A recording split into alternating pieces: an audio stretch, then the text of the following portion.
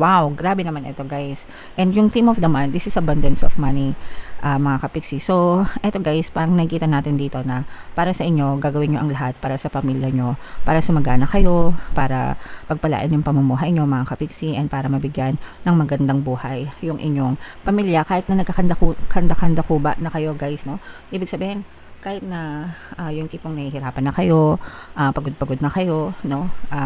Hindi pa rin kayo nagrereklamo, you still do everything that you can para sa pamilya nyo mga kapiksi, no? So, doubling abundance ito guys, abundance ng love and happiness, at saka abundance of money and wealth mga kapiksi, okay?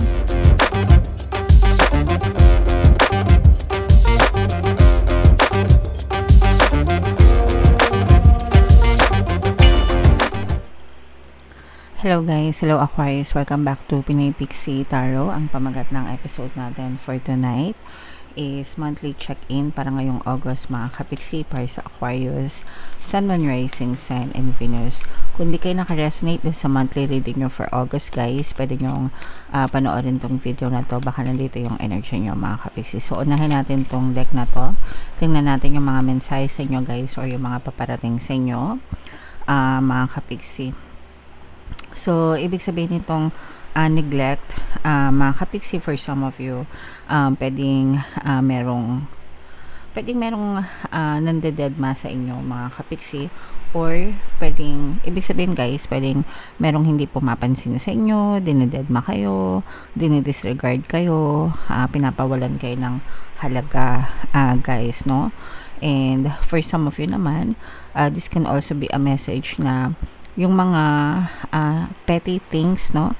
Yung mga hindi naman masyadong big deal sa buhay natin, wag na natin masyadong bigyan ng pansin mga kapiksi para hindi na masyadong lumala, especially yung mga kanegahan guys, no? Yung mga nega, yun talaga yung dapat na una nating dinededma or nineneglect guys, and kailangan i-boost lang natin yung attention natin sa mga positibong bagay. Yung mga tao naman na nineneglect kayo, mga kapiksi, pwede kayong makipag-usap sa kanila, diba? Itanong nyo kung ba't nila hindi kayo pinapansin, and isettle nyo kung ano man yung pwede nyong isettle, guys, alright? So, another message for you, mga kapiksi, ito, avoidance, ganun din, neglect, iniiwasan, no? And for some of you, yun nga, iniiwasan, no? So, for some of you, pwedeng meron talagang umiiwas sa inyo mga kapiksi. Again, no, kung ano man yung issue nyo, guys, pwedeng kausapin nyo ng maayos yung mga person na yan, and isettle nyo para hindi yung nag-iiwasan kayo, mga kapiksi, okay?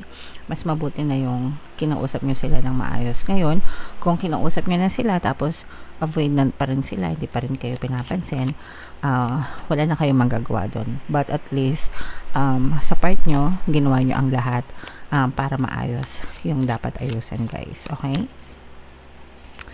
And another message for you, Aquarius, ito mga nagigilt, no? Mga nagigilty, mga kapiksi, no? So, for some of you, mga kapiksi, kung merong mga tao na nakagawa ng kasalanan sa inyo, pwedeng nagigilty sila. Actually, guys, yung mga umiiwas sa inyo, pwedeng iniiwasan din nila kayo, guys, dahil nagigilty sila, lalo na kung merong taong mga may kasalanan sa inyo, no? So, isa yun sa mga dahilan minsan kaya sila umiiwas, kasi nakukonsensya sila, nagigilty sila. Sometimes hindi nila alam kung paano sila mag-explain, di ba? Or ayaw na nila mag-explain, kaya minsan parang bigla na lang kayong ginoghost, ganyan. But yeah, so again, no, kung kaya nyong kausapin itong mga person na to, kausapin nyo ng mahinahon. Kung ayaw nila makapag-usap, sila na yung magdadala doon noon, mga kapiksi. Alright?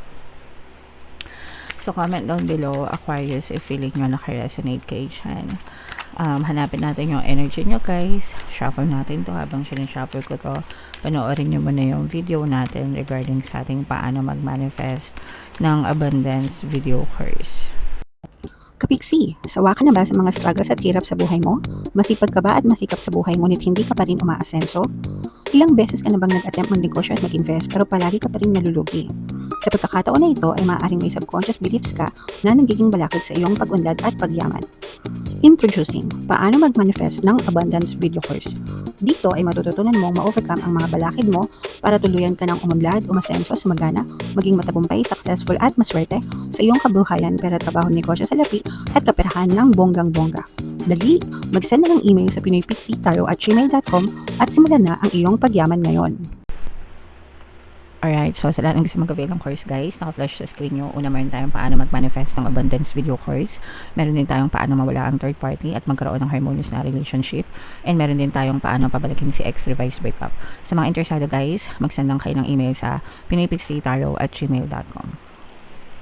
So, Aquarius guys, kayo ay represent ng Queen of Swords. Kung ano na lang yung makaresonate sa inyo guys, take that message kasi hindi lahat ng message ay mag-resonate. And by the way guys, sa mga naghahanap ng mga pampaswerte na lucky charms or lucky bracelet, aventurine at saka citrine, yung best recommended ko guys, may makikita kayong link sa description box tsaka sa comment section. Pwede nyo na i-check out guys.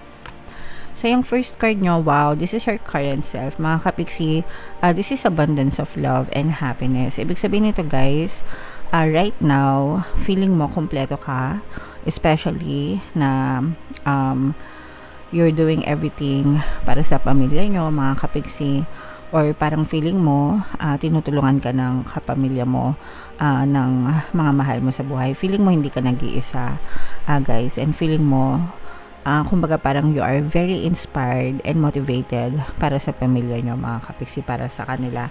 Kaya kayo bumabangon, guys, okay? So, yan yung energy nyo, yung current self nyo. Wow, grabe naman ito, guys. And yung theme of the month, this is abundance of money, mga kapiksi. So, ito guys, parang nakikita natin dito na para sa inyo, gagawin nyo ang lahat para sa pamilya nyo, para sumagana kayo, para pagpalain yung pamumuhay nyo, mga kapiksi, and para mabigyan ng magandang buhay yung inyong pamilya, kahit na nagkakanda-kanda kuba na kayo, guys, no? Ibig sabihin, kahit na yung tipong nahihirapan na kayo, pagod-pagod na kayo, no? Hindi pa rin kayo nagrereklamo, you still do everything that you can para sa pamilya nyo, mga kapiksi, no? So, doubling abundance ito, guys. Abundance ng love and happiness, at saka abundance of money and wealth, mga kapiksi, okay? So, yan talaga yung focus ng energy nyo, mga kapiksi, para sa pamilya nyo. Yung key goal na gusto nyong i-pursue, mga kapiksi, no? Gusto nyo pang mas lalong maging matibay yung buhay nyo. Gusto nyong makabingwit ng malaking isda para sa pamilya nyo. Ibig sabihin talagang gusto nyong ibigay yung magandang buhay, guys. Yung magandang bukas, magandang buhay, magandang estado ng pamumuhay para sa pamilya nyo. Yung tipong ayaw nyo na, especially kung galing kayo sa lugar na talagang naghirap ng pamilya nyo or nakaranas kayo ng paghihirap, mga kapiksi, this time parang gusto nyong ibigay lahat para sa pamilya nyo, para hindi na magutom, hindi na problema, magandang buhay, mga kapiksi. And ito naman guys, yung mga obstacle na kailangan nyong i-overcome, yung pagiging indecisive. Pag sinabing indecisive, mga kapiksi, yung urong-sulong, hindi makapag-desisyon, hindi alam kung ano yung gagawin. Most of the time, yung pagiging indecisive, mga kapiksi, nagiging dahilan yon para ma-stuck yung buhay nyo, para hindi kayo umabante. So, for some of you, nagiging balakad yun sa buhay nyo. Kaya dapat alam nyo kung ano yung gusto nyo mangyari, guys. Okay? And dapat marunong kayong magdesisyon, mga kapiksi. And ito naman yung major accomplishment nyo, guys. Meron kayong mga pagsisimula, no? This is like a brand new beginning, restart, reset ng buhay nyo, guys, no? And itong sa pagre-reset nyo ng buhay, parang feeling ko mas magaan, mas masaya, mas happy lang yung pagdadala nyo ng buhay right now, mga kapiksi. So, parang yung iba sa inyo, guys, parang feeling ko nakagraduate na kayo sa kadramahan, nakagraduate na kayo sa kahirapan, and nagsisimula kayo ng brand new life na mas masaya, mas magaan, mas mapayapa, at saka mas masagana, mga kapiksi. Okay? Ito naman, what to avoid, mga kapiksi. This is a fire sign energy, Aries, Leo, Sagittarius. Kailangan nyong i-avoid, guys, yung pagiging mainitin yung ulo at saka pagiging mainipin, no? Iwasan nyo rin guys yung padalos-dalos. Ibig sabihin ng padalos-dalos yung parang hindi pinag-iisipan yung mga pagdedesisyon. So make sure na palaging magplano ng maayos mga kapiksi para hindi kayo mapahamak, no? Minsan pag padalos-dalos doon tayo nai-scam, no? So dapat kalmado lang mga kapiksi. Alright? And what to embrace mga kapiksi, no? Yakapin nyo yung katotohanan, yung mga katotohanan na sa tingin nyo ay makakatulong para sa pamilya nyo, guys, no? So embrace, what truth are you embracing mga kapiksi? Sagutin nyo yung tanong na yan. Anong katotohanan yung in-embrace mo sa buhay mo? Naniniwala ka ba na sasagana ka? Naniniwala ka ba na magiging maayos yung buhay nyo? Or naniniwala ka ba na forever kayo maghihirap, diba? So you choose the truth mga kapiksi. Ikaw yung pipili ng katotohanan na gusto mong yakapin sa buhay mo, and eventually guys, yun yung may experience nyo sa buhay, no? So dapat naniniwala kayo na sasagana din kayo, magiging ma-okay din kayo, and magiging maayos din yung inyong pamumuhay, guys. Alright? Ito naman guys, where to find support. Actually, kung meron pa kayong mga magulang, no? For some of you, kung meron pa kayong mga magulang, guys, magandang ehemplo sila sa inyo. Parang nagsisilbi silang magandang gabay para alalayan kayo, especially emotionally. Mga kapiksi na yung pagkalinga nila, yung pag-aruga nila sa inyo. Parang sapat na yon guys, para humugot kayo ng lakas, para hindi kayo mag-give up or sumuko sa mga hamon ng buhay. Kung kayo naman ay wala ng mga magulang, mga kapiksi, you can only rely on yourself, no? Sarili mo lang yung pwedeng mong maasahan. So make sure that you love yourself, mga kapiksi. Alright? And advice and encouragement mga kapiksi, marami na kayong mga pinagdaanan sa buhay, guys. Okay, maraming hirap, maraming pagod, maraming pagdudusa, pero wag na wag kayong susuko mga kapiksi, kasi matatapos din itong mga paghihirap na to. And sabi ko nga guys, no, you are embracing a new beginning sa buhay nyo na mas magaan, mas masaya, mas mapayapa, and mas pinagpapala. So, para sa pamilya natin, mga kapiksi, no, para sa kanila, para kayo bumangon, and wag na wag kayong susuko sa mga hamon ng buhay, guys. Alright?